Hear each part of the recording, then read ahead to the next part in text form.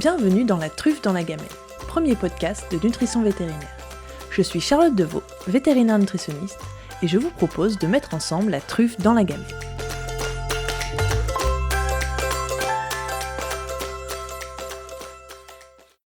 Aujourd'hui, j'ai le plaisir et l'honneur d'accueillir Océane Sorel, que vous connaissiez peut-être déjà sur les réseaux sociaux sous un pseudo, attention je tente l'accent, The French Virologist.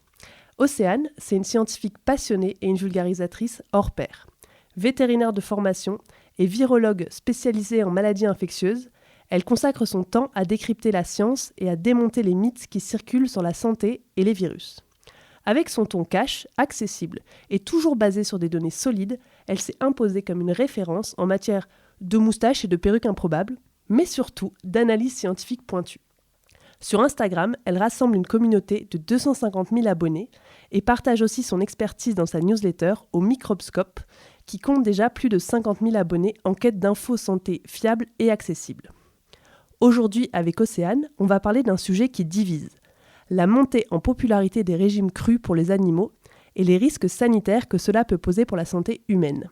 Alors, danger réel ou peur exagérée, Océane va nous éclairer avec son expertise et son franc-parler habituel. Donc bonjour Océane. Bonjour, merci. Merci d'être là. C'est pas un peu compliqué à prononcer Microbscope ? Non, ça va. Au Microbscope. c'est pour vérifier qu'on arrive bien à prononcer. Donc j'ai voulu t'inviter parce que j'ai vu passer une étude récente en Espagne qui a montré que 7% des propriétaires de chiens et 3% des propriétaires de chats nourrissent au cru. Donc jusque-là, c'est cohérent avec les données qu'on a sur les chiffres français. Mais ce qui m'a fait plus peur, c'est que 22% de ces propriétaires vivaient avec des personnes immunodéprimées. Donc ma première question, c'est celle-là. On sait que la viande crue peut contenir des bactéries pathogènes, mais concrètement, quels sont les risques pour les animaux, mais surtout pour les humains qui vivent avec eux ? Les risques que si les animaux mangent du cru, essentiellement, c'est que ils peuvent être porteurs de microbes pathogènes. Enfin, on partage beaucoup de microbes entre les animaux, y compris les animaux de compagnie et les humains, et y compris éventuellement des bactéries qui peuvent causer ou même des parasites qui peuvent causer des intoxications alimentaires chez l'homme. Et en nourrissant vos animaux avec des aliments crus, déjà, vous pouvez très bien aussi, rien qu'en manipulant et en préparant les aliments des animaux, vous pouvez très bien vous contaminer vous, hein. Ne serait-ce que par les mains, tu vois, si tu mets ensuite les mains sur ton visage en ayant tripoté par exemple du poulet cru, c'est un mode de contamination. Et après, les animaux peuvent rester porteurs aussi de bactéries pathogènes et ensuite les disséminer éventuellement, que ce soit dans leur bouche, dans leur salive, en vous léchant ou en léchant des enfants ou dans leur selle, hein, évidemment. Le problème, c'est que du coup, quand vous avez des jeunes enfants à la maison ou des personnes immunodéprimées, des femmes enceintes ou des personnes âgées aussi, ils sont plus sensibles aux intoxications alimentaires et donc ces personnes-là peuvent tomber très très malades et ça peut être un gros problème de santé pour eux aussi, quoi. C'est quoi, jeunes enfants ou personnes âgées ? Est-ce qu'il y a des âges ou pas vraiment ? Oui, il y a des âges, en fait, avant 10 ans, les enfants sont particulièrement sensibles aux intoxications alimentaires. Avant 5 ans, encore plus. Mais en général, la viande crue, par exemple, on dit souvent tout ce qui est viande pas assez cuite, avant 10 ans, ça peut poser des gros problèmes. Et pour les personnes âgées ? Personnes âgées, c'est plus on vieillit, en fait, plus notre système immunitaire vieillit et est moins réactif, moins efficace. Donc il n'y a pas vraiment de cut-off, je ne peux pas te donner un âge précis, mais il faut savoir qu'en vieillissant, on a ce qu'on appelle l'immunosénescence, où en fait notre système immunitaire devient un peu moins réactif. C'est pour ça que les personnes âgées sont notamment plus sensibles à la grippe ou à d'autres maladies infectieuses, parce qu'en fait leur système immunitaire combat plus difficilement les infections. Et pourquoi la viande, elle est contaminée ? Pourquoi la viande est contaminée ? Parce que souvent, les animaux sont porteurs de beaucoup de bactéries, hein, que ce soit dans leur système digestif ou même parfois ils sont porteurs de... par exemple, les poules peuvent être porteurs de salmonelle, sans que parfois les animaux soient même... ça les rende malades, ça dépend. Hein. Mais par exemple, E. coli, Escherichia coli, c'est plutôt dans le tube digestif des animaux. Et ensuite, au moment de la découpe de la viande, etc., la bactérie se retrouve dans la viande. Mais ça dépend en fait, hein. Il peut y avoir aussi plusieurs. Après, ça peut être des contaminations au moment du découpage de la viande. Il y a plusieurs sources de contamination, il n'y en a pas une exactement. Donc les animaux, eux, peuvent être porteurs sains, mais dans tous les cas, la viande contient toujours des bactéries. En fait, c'est normal, c'est pas un problème. Alors oui, après il y a des bactéries pathogènes et d'autres qui sont non pathogènes. Donc il y a quand même des contrôles sanitaires qui sont faits à l'abattoir. Toutes les viandes ne sont pas toujours contaminées par des bactéries pathogènes. Il y a des seuils qui sont mesurés à l'abattoir, on ne peut pas dépasser. Mais oui, après le cru est toujours contaminé par quelque chose. Après, c'est pas fixe, hein. Les bactéries, elles vont au frigo. La Listeria, par exemple, elle se multiplie au frigo malgré les basses températures. Faiblement, mais elle se multiplie quand même. Donc plus on garde ensuite de la viande au frigo, plus elle peut être... Parce que les bactéries se divisent. Après, si on garde effectivement la viande encore pire à température ambiante, alors là, oui, les bactéries vont... Il y a un gros risque d'intoxication alimentaire parce que les bactéries vont se multiplier très rapidement. Oui, donc il faut faire très attention à la chaîne du froid et parfois les... Ouais. Alors moi, souvent on me dit, oui, mais si on congèle la viande, est-ce que ça réduit ce risque ? Alors, si on congèle la viande, non, ça réduit pas le risque d'intoxication alimentaire, parce que, en tout cas via les bactéries, parce que tout simplement, la congélation ne tue pas les bactéries. Elle les met en pause, donc vous n'allez pas tuer, par exemple, les salmonelles, listeria, quoi que ce soit, en congelant votre viande. Vous allez juste les mettre en pause. Et une fois que vous allez ensuite replacer l'aliment à température ambiante, vous allez le sortir du congélateur, elles vont reprendre leur activité et se remultiplier. Ça peut être efficace éventuellement contre certains parasites, parce que les parasites sont sensibles à la congélation.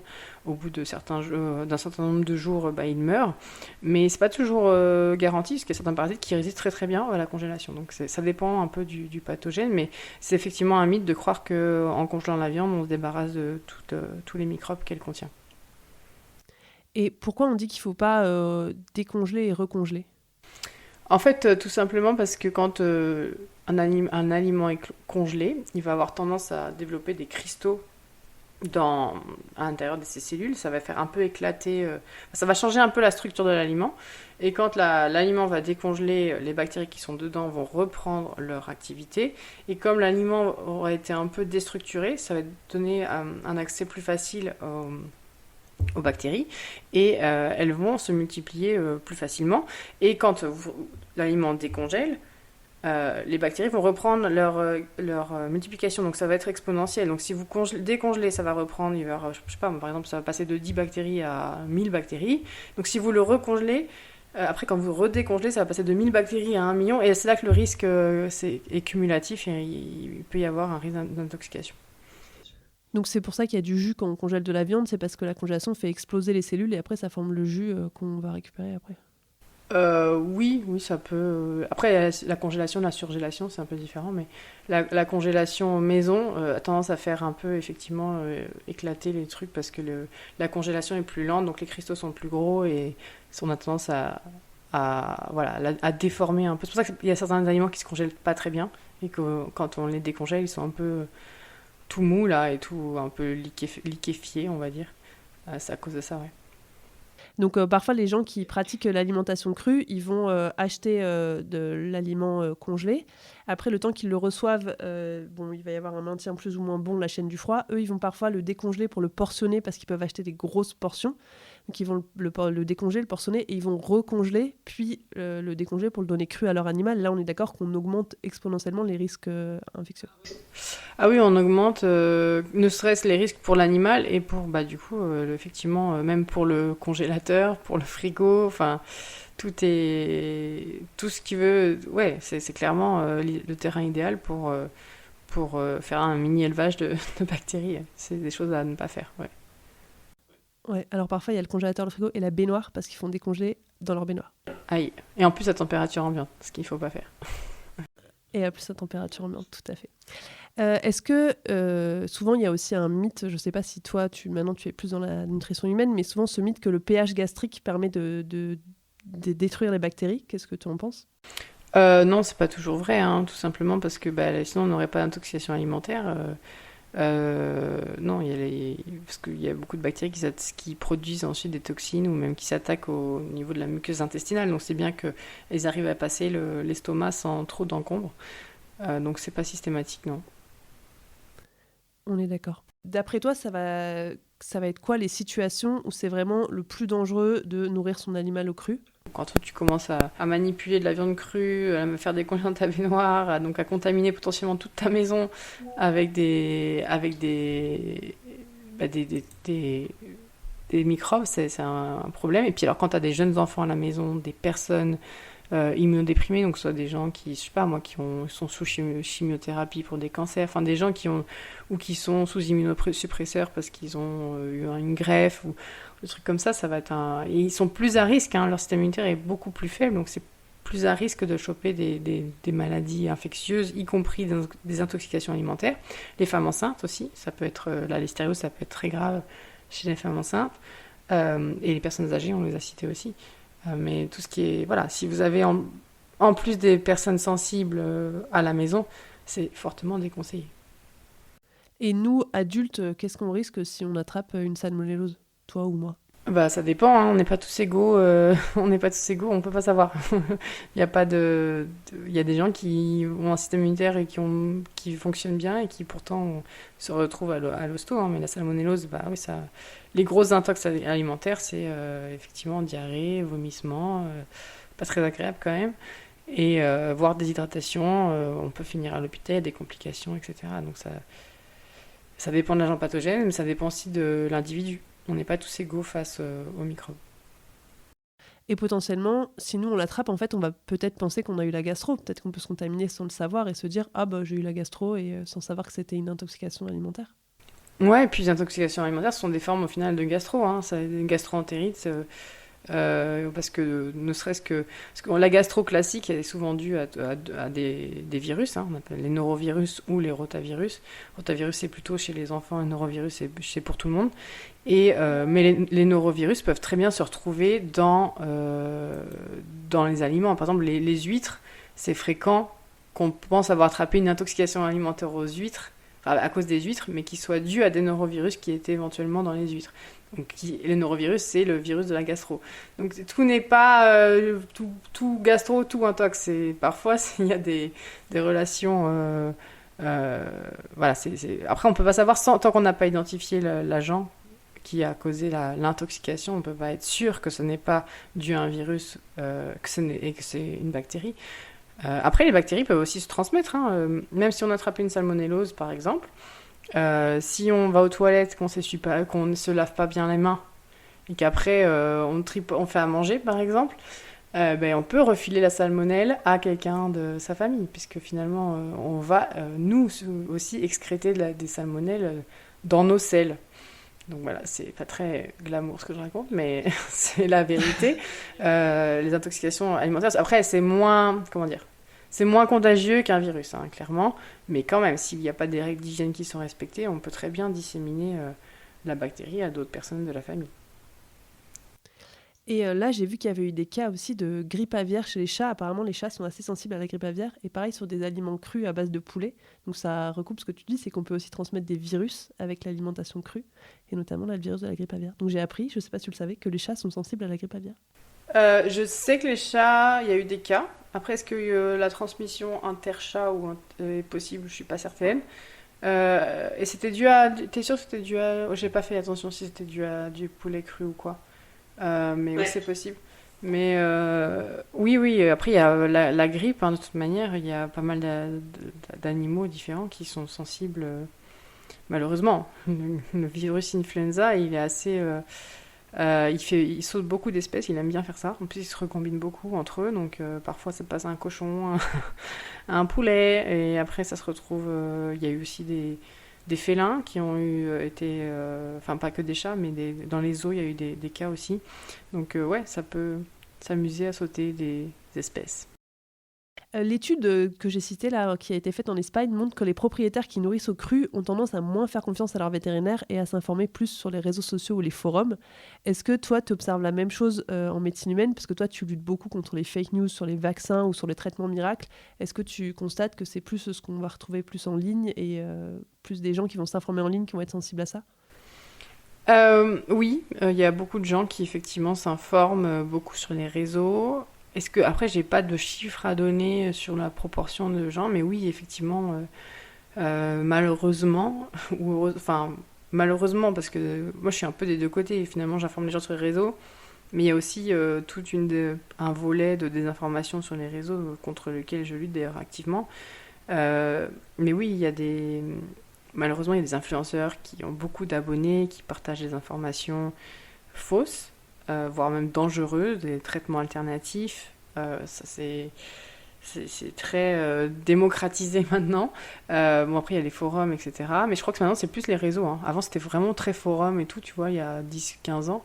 Maintenant, c'est plus les réseaux, effectivement. Et puis, alors, c'est vrai on essaie d'expliquer ça. Hein. Parfois, moi, j'essaie d'expliquer que les anecdotes et les histoires personnelles des gens ne sont pas le reflet des faits et du consensus, voilà, que corrélation n'est pas causalité, mais c'est vrai que quand les gens ont des expériences avec, je sais pas moi, un traitement alternatif, ils vont dire ah bah ça a marché parce que maintenant j'ai plus ça, etc. Sans prendre en compte que bah effectivement c'est pas toujours prouvé, c'est pas toujours efficace et que peut-être que c'était dû à autre chose. Et les gens écoutent beaucoup ça, du coup ils veulent faire pareil et c'est un problème. Hein. Et où après il y a carrément des gens qui essaient de vendre des trucs qui sont absolument pas prouvés et ça fonctionne. Hein. Mais il y a un gros business aussi autour de ça. Hein. Faut pas se leurrer. Hein. Il y a beaucoup d'argent à se faire en refourguant que ce soit des compléments alimentaires ou des plantes ou je ne sais quoi qui ne marche pas. En tout cas, qui n'a pas d'efficacité prouvée. Alors, j'ai une consoeur qui, pour expliquer l'histoire de corrélation n'est pas causalité, elle dit aux clients, en fait, tous les gens, avant de mourir, quelques heures avant, ils ont bu un verre d'eau. Et pourtant, vous comprenez bien que c'est pas le verre d'eau qui les a tués. Et je trouve que l'explication est assez claire. Donc, il se passe quelque chose et derrière, il se passe autre chose. Donc, on boit un verre d'eau. Quelques heures après, on meurt parce que probablement, on a bu un verre d'eau quelques heures avant de mourir. Et pourtant, c'est pas ça. Donc, c'est pour expliquer que souvent, les gens font un lien entre deux choses, mais c'est pas sûr. Mais oui, et en effet, on a besoin de gens comme toi sur les réseaux sociaux pour qu'il y ait aussi une présence de gens qui diffusent le message de la science, parce qu'on a en effet beaucoup de gens qui diffusent des messages qui ne sont pas basés sur les données de la science. Et donc, toi, au-delà de ce que tu fais sur les réseaux, donc tu as fait aussi une newsletter. Donc ça, c'est ce que tu as choisi de faire justement pour lutter contre cette désinformation. Comment tu as décidé de te lancer dans ce projet ? Alors en fait, moi j'ai commencé sur les réseaux en 2021, quand il y a eu justement toute la vague de désinformation sur les vaccins contre le Covid. Mais j'ai commencé par hasard. Hein. Le but, c'était juste d'informer 3 personnes, puis 100 personnes, puis 1000 personnes, puis 10 000, puis ok. Ça a été un peu hors de contrôle assez rapidement. Et après, je me suis prise au jeu parce que je trouvais ça hyper cool en fait et hyper utile. Mais j'étais toujours employée, tu vois, à temps plein à côté dans une biotech. J'étais scientifique à côté. Et puis moi, je cherchais un moyen d'aller de plus en profondeur sur certains sujets. Je voulais absolument... moi, je faisais des petites vidéos, mais c'était 30 secondes. C'est vrai qu'on n'a pas le temps de tout raconter, tout expliquer, d'expliquer toutes les nuances aussi. Et c'est vrai que les formats un peu longs, moi j'adore écrire, j'aime bien faire des schémas, et c'est pas forcément très facile de les faire sur des vidéos. Et je me suis dit, ok, comment faire ? Et j'ai écrit un livre d'abord, et puis après je me dis, ok, le livre ça suffit pas, il faut que je fasse plus. Et donc la newsletter est arrivée comme ça. Et en fait, c'est comme si j'écrivais un nouveau chapitre de livre bien, bien complet, plein d'images et d'infographies avec plein d'infos utiles. Vraiment, en fait, l'idée, c'était vraiment d'expliquer, parce que tu vois, il y a plein de recommandations un peu dans tous les sens. Les gens ne savent pas trop ce qu'il faut croire, ce qu'il faut faire. On lit tout et son contraire sur Internet. Alors, sur les réseaux, c'est encore pire maintenant. Et l'idée, c'était d'avoir un espèce d'endroit où les gens pouvaient retrouver des sources fiables et surtout faciles à comprendre. Parce qu'il y a des sources fiables, il y a les institutions et tout ça, mais souvent, c'est pas hyper bien expliqué. Ou tu vois, les réponses sont pas assez pratiques et appliquées à la vie quotidienne. Et les gens ne savent pas trop comment les interpréter, comment les utiliser. Donc moi, l'idée, c'était vraiment de leur donner à chaque fois un guide pratique sur tel sujet, je sais pas, bon, par exemple, ça va être le frigo, tu vois. À quel endroit, comment ranger son frigo pour éviter les intoxications alimentaires, quels sont les petits conseils à avoir. Et en fait, l'idée c'était ça. L'idée c'était d'avoir des infos fiables pour que tout soit au même endroit et recouper les infos, vraiment faire le tri du vrai, du faux. Et tout ça dans un guide pratique à chaque fois. Donc tous les 15 jours, il y a un nouveau guide qui sort et c'est sur un des thèmes différents. Ça peut être, je sais pas moi, le vaccin contre la varicelle, pourquoi est-ce qu'on vaccine pas en France? Ça va être un truc comme ça. Et puis expliquer vraiment tout le raisonnement scientifique derrière, pourquoi dans tel pays ils vaccinent contre la varicelle alors qu'en France on le fait pas, pourquoi c'est quand même utile dans certains pays, pourquoi ici c'est pas utile, enfin pourquoi ici on juge que c'est pas spécialement utile, qui doit se faire vacciner quand même, parce qu'il y a quand même des recommandations. Voilà, l'idée c'est que les gens puissent y voir plus clair et que la santé soit complètement démystifiée pour après, ensuite, qu'ils n'aillent pas croire tout ce qu'ils lisent sur les réseaux, qu'ils soient un peu armés aussi. Et alors après, à chaque fois, c'est pas, tu vois, moi, c'est vrai que j'ai du mal avec quand j'étais étudiante ou même les professeurs qui se mettent vraiment très au-dessus de toi, tu sais. Moi, j'aime pas faire ça, donc je me mets un peu au même niveau que les gens, comme si j'expliquais à des copains ou à des potes pourquoi il faut pas faire ça ou pourquoi il faut faire ça. Après, les gens prennent leurs propres décisions, mais au moins, tu vois, ils ont des conseils et tout ça. Je rajoute des petites touches fun, j'essaie de faire des petits dessins plein de couleurs, parce qu'au final, c'est vrai que la santé, c'est pas toujours très marrant, c'est un peu, parfois même un peu chiant. Mais je veux qu'ils passent un bon moment aussi en le lisant, tu vois, que ce soit pas juste je dois lire la newsletter pour apprendre ça, tu vois. Non, c'est dire ok, je vais la lire, ça va être fun. J'ai même un alligator qui fait une chronique dans mon, dans mon truc. Mais bon, après, ça, c'est mon monde à moi. J'aime bien faire passer des messages avec de l'humour et des trucs, parce qu'en plus, ça passe mieux et les gens retiennent bien, tu vois. Ça aide beaucoup l'apprentissage aussi. Je suis d'accord. Je confirme, donc je suis abonnée à ta newsletter et c'est précis, c'est drôle, c'est facile à lire, c'est toujours intéressant, il y a toujours des trucs à apprendre. Alors régulièrement, je partage en story. Ah, regardez ce qu'elle a dit. Donc non, c'est super. Continue. Est-ce que tu auras assez de sujets si tous les 15 jours, tu vas... Bah oui, je pense que c'est infini. Et puis, tu vois, là, je vais commencer cet été à faire des sujets enfin, j'appelle ça des guest posts où en fait, avec d'autres experts dans d'autres domaines, parce que j'ai beaucoup de questions sur plein de domaines que je maîtrise pas. Et moi, c'est vrai que je déteste parler d'un sujet si je le maîtrise pas à 2000%. Donc, j'attaque d'autres sujets de santé, mais avec des experts, des scientifiques. Pas des experts autoproclamés, hein, c'est plus des experts scientifiques qui ont vraiment l'expertise, que ce soit des chercheurs, des professeurs. Et donc, on fait des collabs un peu où voilà, ils répondent à des FAQ et moi après je mets tout en forme pour que ce soit un peu dans le format de la news et que ce soit sympa à apprendre. Mais tu vois, on va faire des sujets comme par exemple la crème solaire, parce qu'il y a beaucoup de mythes autour de la crème solaire. Ça, moi je savais pas ça, mais apparemment il y a des mythes de fous. Genre il faut pas, parfois il y a des gens qui pensent qu'il faut pas utiliser de la crème solaire parce que c'est cancérigène, tu vois, alors que le soleil est quand même un bon cancérigène aussi. Donc voilà, tu vois, et puis comment la choisir, tu vois, vraiment des trucs très pratiques. Genre, ok, je suis dans un magasin, je vais acheter une crème solaire, laquelle je prends. Tu vois, il faut que ce soit. Alors après, sans pub, hein, je suis pas je suis pas sponsorisée par les marques. D'ailleurs, la newsletter est pas sponsorisée. Je refuse toute sponsorisation parce que justement, je veux pas que les gens s'imaginent que j'ai des biais à cause de la pub. Et puis de toute façon, la pub, c'est moi, j'aime pas lire de la pub. Je trouve que c'est chiant. Donc je veux pas de pub dans ma newsletter. Pas de pub. Voilà. Comme ça me laisse plus de place pour parler de trucs et d'infos pratiques. Il y a juste de la pub pour Odile le crocodile quand même. Il y a la pub pour Odile le crocodile. Ouais, elle a rien à vendre. Elle vend pas grand chose. À part ses grandes dents, elle vend pas grand chose. Mais voilà, donc l'idée c'est d'après d'attaquer d'autres sujets. Par exemple le microbiote, je vais travailler avec le French Gut. On va publier aussi une édition sur le microbiote parce que c'est les experts français sur le microbiote. Et toujours, tu vois, c'est un peu mêler mon style et puis moi ma façon de vulgariser les choses avec leur expertise, quoi. C'est une espèce tu vois, de choper les bonnes infos et après de les transformer dans un truc hyper pratique à lire, hyper simple et surtout pas trop long non plus parce que je suis pas en train d'écrire une thèse sur le microbiote, tu vois. Mais il faut que ce soit facile à lire et surtout très... Moi je dis tout le temps, les Américains disent tout le temps, il faut que ce soit un no-brainer, tu vois. Quand tu lis le truc, il n'y a pas 15 000 façons de le comprendre. Il y a une façon et quand tu as fini de le lire, tu dis ah mais j'ai tout compris, quoi. Tu vois, c'est Voilà, c'est mon idéal, c'est ça. Oui, c'est un peu de l'empowerment, je ne sais pas le prononcer bien, mais tu donnes le pouvoir aux gens, tu leur donnes les infos pour qu'ils puissent après faire leur choix et qu'ils ne soient pas soumis. Parce que quand tu ne sais pas, tu es obligé d'écouter ce qu'on te dit en face, tandis que quand tu as les infos, tu peux faire des vrais choix éclairés en fait. L'idée, c'est pas de culpabiliser les gens en disant ah bah je fais ça mal. Non, c'est ok, bah voilà, en fait il faudrait faire ça, essayer de tendre vers ça. Après, moi je suis pas parfaite non plus, hein, tu vois, je les connais les règles et j'essaye de les respecter au maximum, mais bon, ça arrive que parfois, tu sais, t'as la vie, t'as la théorie, t'as la vraie vie, hein, t'as toujours, pas toujours. Mais au moins, les conseils, ils les connaissent, et surtout le raisonnement derrière les conseils, ils les connaissent. Parce que ça, je trouve ça hyper important. Les conseils, les retenir, c'est hyper difficile si t'as pas compris pourquoi les conseils, ils sont comme ça. Et alors, quand t'as compris le raisonnement, par exemple, tu vois, moi, pourquoi il faut pas dégeler à température ambiante la viande. Les gens disent, ah, mais j'ai toujours fait ça, j'ai jamais été malade. Ouais, mais en fait, les risques ils sont plus élevés. Après, tu peux le faire et tu vas ne jamais être malade.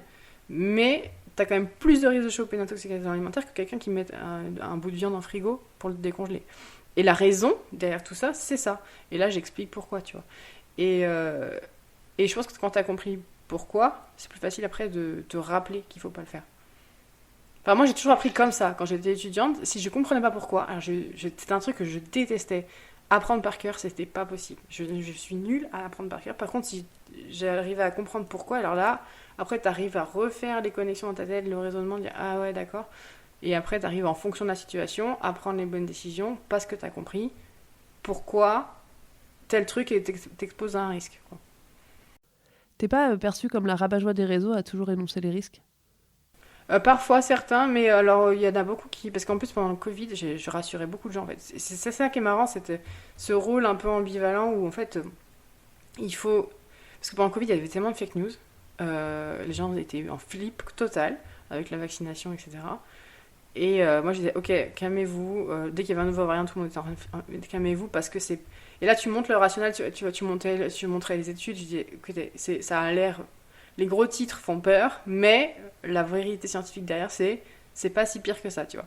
Et pareil pour les vaccins, c'était ok, ça vous fait peur parce que c'est des fake news, mais la réalité des faits montre que c'est très très safe, tu vois.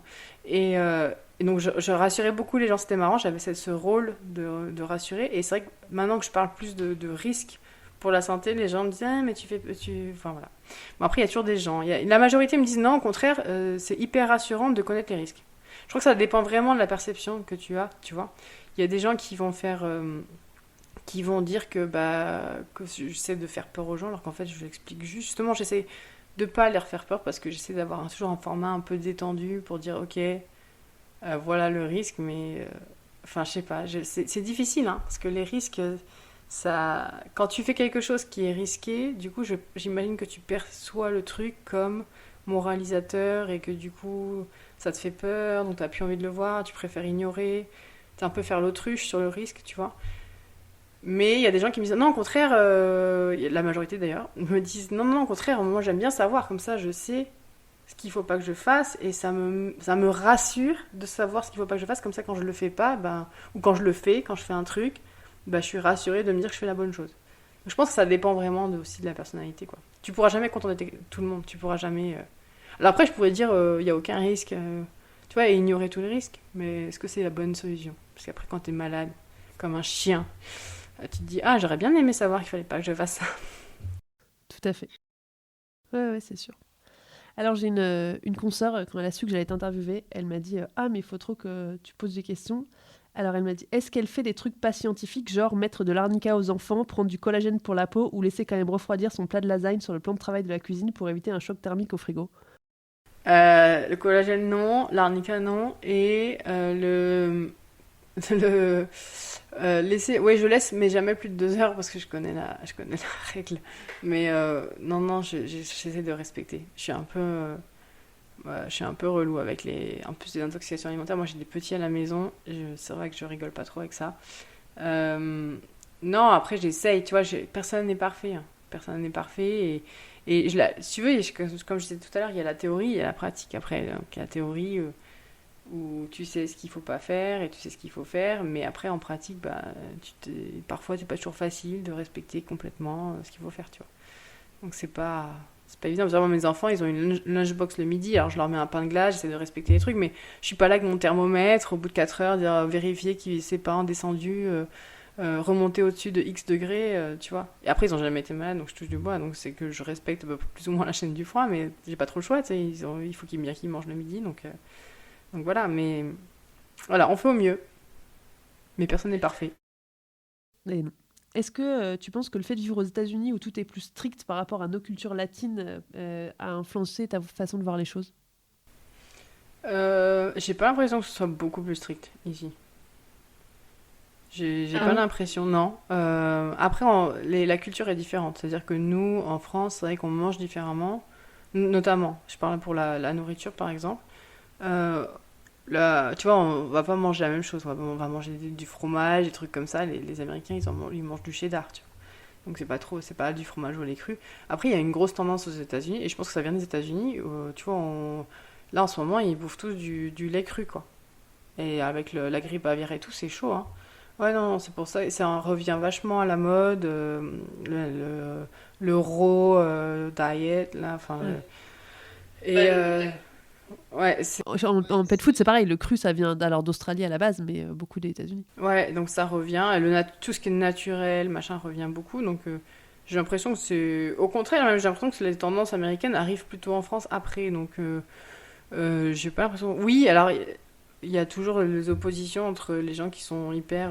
Non, mais c'est pas naturel. Tu vois, la chimie versus naturel, cette opposition n'a pas de sens d'ailleurs, parce que la nature, c'est de la chimie, même. Bon, bref, c'est un autre débat. Et, donc ça s'est tout le temps mis en opposition. Effectivement. Après, là, j'ai l'impression que c'est pas beaucoup plus strict, hein. Même la FDA, tout ça, là, non, pas beaucoup plus strict. Après, les règles sont différentes. Par exemple, comme je disais tout à l'heure, on vaccine contre la varicelle ici systématiquement, pas en France, mais il y a une raison derrière tout ça, c'est épidémiologique, etc. Donc, que j'avais largement détaillé dans ma newsletter. Mais bon, après, chaque pays a ses propres règles de santé publique, ses propres. Mais il n'y a pas une mentalité à plus respecter les règles qu'en France où tu te dis ouais, c'est la règle, mais bon. Non, tu trouves pas? Ah bah en ce moment, non. Je trouve pas du tout, non. En ce moment, au contraire, là, les États-Unis sont divisés en deux, hein, sans vouloir trop rentrer dans la politique, mais là, non, on a des gens qui veulent pas respecter les règles, justement. Là, les recommandations, tout ce qui est mouvement anti-vax et les taux de vaccination, enfin là, on a une épidémie de rougeole au Texas qui est en train de. Parce qu'on a des taux de vaccination qui sont faibles, enfin. Non, il y a des gens qui respectent. C'est même pas respecter les règles, parce que c'est des recommandations, plus pour la santé, la santé publique. C'est plus difficile d'imposer. Il y a tout ce qui est exemption pour raisons religieuses qui sont possibles. Je sais pas si c'est en France c'est possible d'ailleurs, je n'ai pas regardé, mais je crois que la vaccination obligatoire. Je pense pas, parce que ouais, c'est obligatoire pour entrer à l'école, donc tu peux. Enfin, dans ce cas, tu mets pas ton enfant à l'école, quoi. Alors que nous, il y a des États où tu peux mettre ton enfant à l'école pas vacciné parce que tu as une solution d'exemption religieuse, etc. Ce qui est dangereux pour la santé publique, hein. Je vais pas revenir sur toutes les idées de. Enfin, tu vois très bien, immunité de groupe, etc. C'est un truc dont on parle beaucoup quand on est véto, hein, immunité de troupeau, comme on dit. Voilà, je te laisse imaginer le problème quand tu as les taux de vaccination qui sont pas atteints et que tu as la rougeole qui arrive là-dedans, quoi. Ça doit pas être beau à voir. Alors, pour finir sur une note plus légère, cette même consoeur m'a dit pour rigoler à la fin, tu lui feras un tu préfères. Tu préfères lécher l'éponge humide depuis 2 semaines ou manger un tartare un dimanche en fin de service dans un resto douteux? Oh, je sais pas, ni l'un ni l'autre. Ça me dégoûte. Le tartare, jamais. L'éponge, mais alors, je sais pas, on peut la nettoyer un peu avant ou pas? Si je la mets dans l'eau chaude, dans l'eau bouillante avant. Oui. J'attends qu'elle refroidisse quand même. N'allez pas vous brûler. Bah écoute, je te remercie parce que c'était vraiment très intéressant. Bah avec plaisir, merci. C'était cool de parler un peu avec une veto pour changer. Ça me change. Dans cet épisode, nous avons appris que nourrir son animal au cru n'est pas un acte anodin. La viande crue peut contenir des bactéries ou des parasites, parfois sans conséquence pour l'animal, mais avec de vrais risques pour les humains qui vivent avec lui. Les jeunes enfants, les femmes enceintes, les personnes âgées ou immunodéprimées sont particulièrement vulnérables. Congeler la viande ne tue pas les bactéries, cela les met simplement en pause. Et multiplier les décongélations et recongélations favorise la prolifération des microbes. C'est l'un des scénarios les plus à risque en matière d'intoxication alimentaire. Le pH de l'estomac ne protège pas de tout. Certaines bactéries passent cette barrière sans difficulté et peuvent provoquer de réelles infections. Une intoxication peut passer inaperçue, être confondue avec une simple gastro, mais elle peut aussi conduire à une hospitalisation, voire à des complications graves selon l'état de santé de la personne contaminée. Il est important de comprendre les gestes à risque pour mieux les éviter. Ce n'est pas une question de peur ou de culpabilisation, mais de responsabilité et de prévention.